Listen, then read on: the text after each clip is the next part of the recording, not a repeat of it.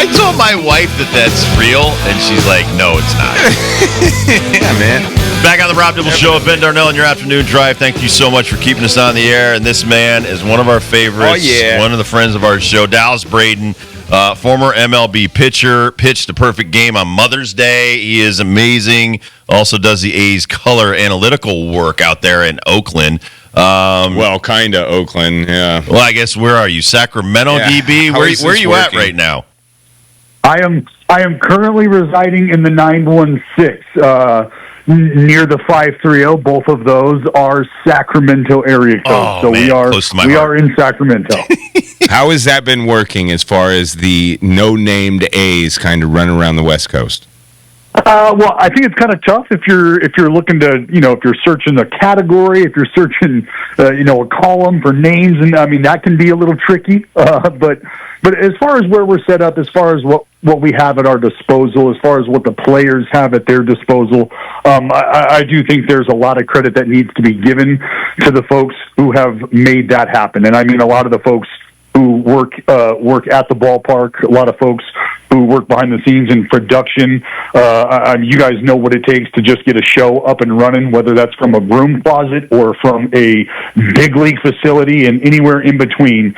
So the fact that we have major league production, at least in my opinion, coming out of the facility, that's a big tip of the cap to everybody who's been involved up to this point. All right, Dallas, my co-host Ben, he's always breaking down the 300 hitters in the big leagues. Last year in 2024, we finished with seven total 300 hitters in the big leagues. Right now, we're at 34.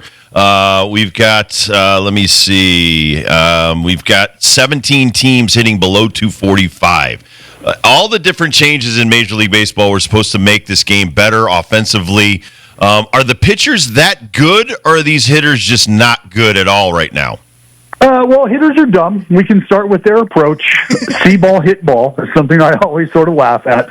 And that's me just kind of poking fun at the other side, because I think we all have a ton of respect for just how good they really are, for how freakish they really are. When you start to talk about putting bat on ball at 95, 98, 100-plus miles an hour with the consistency that some of these guys do, I think you gain a quick respect for what they have to do. I think also you understand that there has been a shift in approach on how they want to get to the baseball, what they're looking to do when they get to the baseball, meaning there's not a lot of guys who are looking to just shoot a hole the other way. There's a lot of guys who, whether they have the ability to put 30 or 40 balls over the fence in a given year, maybe they've only got 5 to 10 homer capability, they're still trying to hit 30 to 40 home runs a year. And I would love facing guys like that, right? That's guys Absolutely. who have no idea who they are, and they're going to find out sooner rather than later.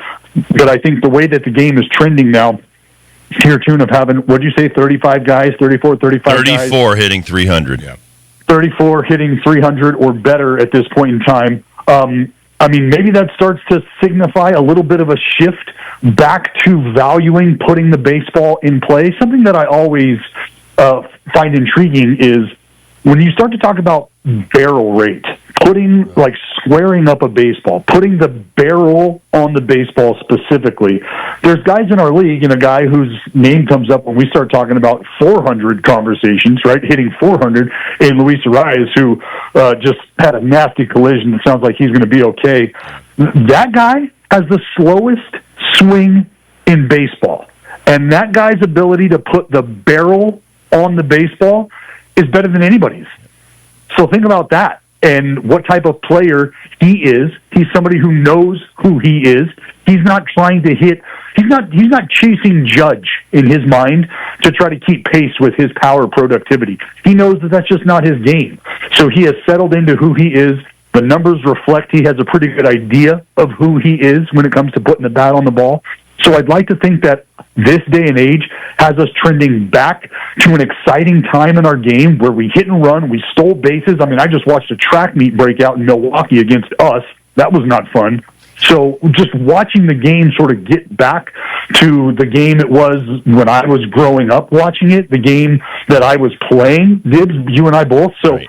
It's fun to think about, but I also just have to remind folks, pitchers will forever as long as this game is played, we will always be better and we will always have the advantage simply because we're the ones dictating the speed at which this game is played. And it's going to take elite adjustments at the plate, which is kind of what we're seeing now or trying to see now, in order to close that gap or to make it even, moderately competitive, which is why, they've racked their brains and they've said, you know what, we're going to move the barrel down a little lower on this bat. We're going to call it a torpedo, and we're going to see how that does us. And, well, there's guys who have bought in. There's guys who have absolutely denied any sort of attention. Like, I'm not doing that. And I do. I think we're I think we're at a crossroad in our game, an intersection where we're starting to see the traffic from both schools of thought collide. Yeah, we track that torpedo batting average as well, a lot below 200 right now. Both Volpe and Jazz Chisholm. Another one we track is complete games. Michael King, Nathan Eovaldi. That's your list so far in 2025 of complete games. That has gone by the wayside as well. Is that a part of it? Like and you brought up adjustments. Now you got to make 3 or 4 different adjustments between 6, 7, 8, and 9 because you're facing a different arm. Is that a part as far as these batting averages go? These guys you're seeing so many different arms, it's tough to make those adjustments. Well, that's it, the specialist, right? I believe, I think Joe D saw, 47 pitchers or something like that during his 56-game hitting streak. So when you just think about the amount of arms and the variance of stuff that one hitter would see in a game, I mean, if you're getting 5 at-bats in a game, there's a solid chance that starter hasn't hung around a long time. And if that's the case, you saw him twice, and you've probably seen a different arm your next 3 at-bats. So out of your 5 at-bats on any given day, you could very well be seeing 4 different pitchers, maybe a couple lefties and a couple righties thrown in there. And the variance from velocity and depth on breaking balls, and it's a completely different animal. It's a completely different game, and that's why I do think that if we can start to get back to, or at least identify players that are capable of putting the bat on the ball consistently and understanding that there's good things that can happen when you apply pressure defensively, then I think I don't know that we'll start to see that batting average number change or jump drastically right off the bat, but I do think you'll start to see offenses be comfortable trying to create offense for themselves as opposed to relying on that big bopper. Well, and analytics plays a lot of this, and we talk about it all the time because we play Yankee games on our air, so let's just take last night, for instance. So Austin Wells is leading off for the Yankees, hitting 182 with a 263 on base. Around Judge, who's hitting 384, 490. Bellinger, 183, 238. These are the guys surrounding your best hitter. Now, in front of Goldschmidt, who's hitting 372, 421. Behind him, Jazz Chisholm, hitting 161 with a 255. When you played, we never would have surrounded our best players with guys that can't get on base. Now you look at the Guardians, who continue to win 90 to 95 games a year. Stephen Kwan leading off, 333, 396 on base. Hitting in front of Ramirez. The guy is unbelievable. 2 for 5 last night with 4 RBI. I think the Guardians try to simplify while the Yankees are all tied up inside with analytics and torpedo bats and all this other nonsense. Sometimes I think they forget to play baseball. You watch a team right now, I think A's have 10 wins or 10 and 12. 10-12. They're a lot younger. They're not spending money on them, but at least the coaches are trying to say, you have the same chance of winning this baseball game because you're putting on the uniform the same as the other team across from you. Does that make a little bit of sense to you? Dibs, it makes a lot of sense. I mean, and I'll start with the fellow at the tip of our spear for the Athletics, and that's Mark Kotze, who had made a concerted effort to get what we will all call baseball minds, baseball guys back in the building. And that is not to take away from what the analytical departments have brought to the table, but it's an understanding that their experience is capped at a certain point, as well as the experience of the baseball mind being capped when it comes to the analytical conversations. So what do we have to do? We have to find individuals from both areas that are open-minded, forward-thinking, and have the ability to communicate their thoughts and receive thoughts from different places, apply those, create that marriage, disseminate that information to our athletes in the simplest form so that they have as good of an idea of who they are on any given day, who they're going up against on any given day. And at times, and if you play golf, maybe what I'm about to say can resonate, but I have been taught ever since I picked up a club and tried to square that little ball sitting there up, it's you practice on the range and you play the course, right? The third fairway is not a time to start chipping away and figuring out and working on things that you were working on an hour ago on the range. And I think from a baseball perspective, the idea is we can be in the lab working on pitch design. We can be in the lab trying to work on our approach angle from an offensive standpoint, how we're getting to the baseball, are we lifting the baseball. We can do all of that before the game. When the lights come on, it's time to go get an out. It's time to hit behind a guy. It's time to put a ball in the air, runners on second and third, less than 2 outs, because that's what the game is telling us to do. And so if you can find people who can communicate how important it is to be able to execute those things, then I think you're giving yourself a chance to be able to create that offense that we're talking about finding. So for the Guardians, look at who's at the tip of their spear. Guy by the name of Stephen Vogt, one of the grittiest and grindiest skippers going in baseball. And you want to know what he doesn't want? He doesn't want to hear your excuse as to why you couldn't get it done. He doesn't want you going back to something you were working on the lab 2 days ago, and that's why you get it done. Get the out, get him over, get him in, let's clap hands. And the mentality of that, I think, is starting to resurface and is starting to gain a little more prominence in the rooms, and I think that can always be a good thing. And I think that the lineup constructions today that we see has a lot to do with, I think you can identify teams who say, we are putting a lot of our eggs in the analytical basket, and this is how our lineup is going to be formed.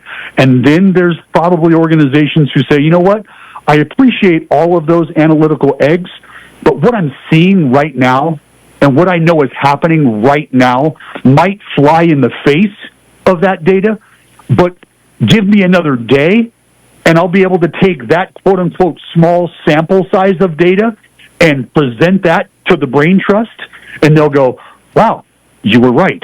In a small sample, he is able to get to these balls, whereas a week ago, he was not. I've watched it happen with Lawrence Butler, who was attacked at will on the inside part of the plate.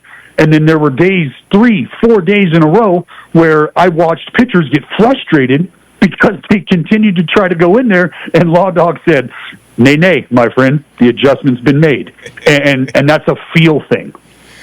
I love that, Law Dog. This team's becoming one of my favorites, Dallas. I'm a Dodger hater as of now because of their situation and all the great toys they get to play with. But I've become an A's fan because of the lack of toys sometimes they get to play with. And I love this lineup. I've been watching you guys since day one, since opening day. I got to know about a couple of guys. First, tell me about the Nick Kurtz that's getting brought up from AAA. I hear he's just been raking there, and it's like no choice but to put him on first in the next couple of weeks. And then the home run leader is from the A's, Tyler Soderstrom, this backup catcher DH. I want to know about both of these guys and what makes you think they're going to stick in the league. We'll start with Sody Pop. My man Tyler Soderstrom. Sody Pop, great one. Nice. Has been absolutely banging. And just a reminder, he is from a place where the men are made of iron, and it's the ships that are still made of wood. He's from the 209, boys, and that is the place called Turlock, just south of Stockton, California, which is exactly where I'm from. So don't sleep on Sody being at the top of the pop list when it comes to MLB. All right? This is a dude who has made incredible adjustments. And, Gibbs, I'm going to talk to you about this directly. You have the ability to blow hundos at the top of the zone, 100-mile-an-hour fastballs plus at the tip top, at the eyeballs, and you could spin a little nastiness down and away, and you could render hitters completely useless at times. That's how you made your bread, brother. Now imagine a guy that you were able to blow hundreds past, starting to spit on that 100-mile-an-hour just north of the strike zone, And then when you decide that you have to throw it for a strike, not only does he meet you on the corner, but he's the one taking you for a ride. 3 left turns, dropping you off back home with him because he just rode you out of the yard 450 dead central. He's made those adjustments. He's also been able to spit on the curveballs that have been wrapped around his back foot for the better part of a month towards the end of last season and the beginning of this season, and said, you know what? I'm done with that. I'm done waving at this stuff. I'm going to see you up. I'm going to look for the pop out of the hand, and if I see the pop, buddy, you're going to hear the pop. And that's exactly how it's gone for him. So to adjust on 2 pitches that absolutely serve a purpose and working off of each other, high fastball at the top, big breaking ball down at the bottom. We're talking about 2 eye-level changers. For him to be able to not only adjust to those pitches, but cover those pitches with authority now, I mean, that's a level of progression that at times can take months, let alone the first month or first couple weeks of a season. So to watch that has been fabulous. I call it swing decisions, and something I picked up from Tim Tadlock at Texas Tech University, Texas Tech University. He said, I need guys who can separate balls from strikes. And there's 15 different ways to say it, plate discipline, but separate balls from strikes. And Sody's just continued to get better at that. And with Kurtzy showing up, there's a chance we could see Sody, out in left field. I don't know if you'll see him at third base, but there's going to be some player movement around, and it's because of that big fella I just mentioned, Nick Kurtz, who's been banging on the door. Literally banging on the door. The dude wakes up and hits 2 homers before breakfast and then goes to the yard and does whatever he's going to do. So now that he's here, it'll be interesting to see just how quickly he's thrown into the fire. We're going to see a lefty tonight, so I don't know that he's going to be there tonight. But just moving forward, anytime you have that kind of a power threat, you have to see what you have. You have to see how real it is at the highest level. So for him to come in and now potentially provide another power outlet from the left side in this lineup that seemingly is only getting longer with the addition of guys like him, there's a lot to get excited about, because there's a fella who has moved from the bottom of the order to the top of the order. The only 2 places he hasn't hit are 3rd and 4th right now, and that's Jacob Wilson, the man who has still yet to record a walk. I believe he's only punched out 4 times this entire season.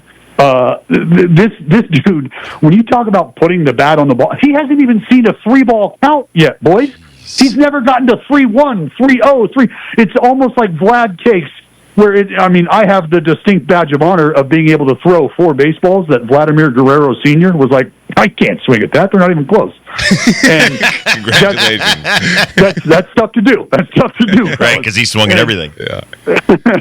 and Jacob Wilson is like, buddy, you're going to throw something that I can smack for a double within the first 3 or 4 pitches you throw me. Whether they're balls or strikes, I'm going to get to them. Good luck. All right, so So you have a player like that setting the table, for the middle part of the order. Lawrence Butler, as I mentioned, and Brent Rooker are the meat and potatoes, smack dab in the middle of it. A little bit of a slow start for Rook. Things are starting to come around. But to your point about having exciting pieces in this lineup, or the toys, if you will, I like our toys. And I like the way that if these toys kind of get spun up and put together in the same, these toys can play together, and they can keep you entertained for a very long time. Yep. Well, you're very entertaining, sir. Soderstrom reminds me of a Kevin Mitchell from the left side. Maybe even Barry Bonds, where they would not swing at those high fastball. Well, the thing that I'm talking with Dallas is I used to try to aim my slider at his back foot, and Bonds would just spit on it. And the same thing with Kevin Mitchell, 99 on the black, he'd hit it to center field for a home run. It was just like, I was like, I can't throw better than that. This kid's got a long way to go, too. And he's 23. Yeah, he's I know. 23 years old. It's not like that's he's high praise coming from you. Just starting to get into the game and just starting to feel it. So yeah, I mean, Dibs, look, anytime you start throwing those kind of names around and you see just glimpses, because I know what you're saying. You're not calling him Barry Bonds. I get that. But guys that have that pitch recognition that will not swing at things they can't hit, that's crazy. That's a great quality. And that's why I emphasize he's 23 years old, making these kind of adjustments while providing this kind of power, right? He's not just some slappy up there looking to shoot the 5-5 hole. That's not who he is. You are the man. Thank you so much, man. Listen, you guys are 8-5 on the road, brother. 2-7. right. You hate It's a your home winnable play, division. but yeah, it is a winnable division, and you're great on the road. So keep being road dogs.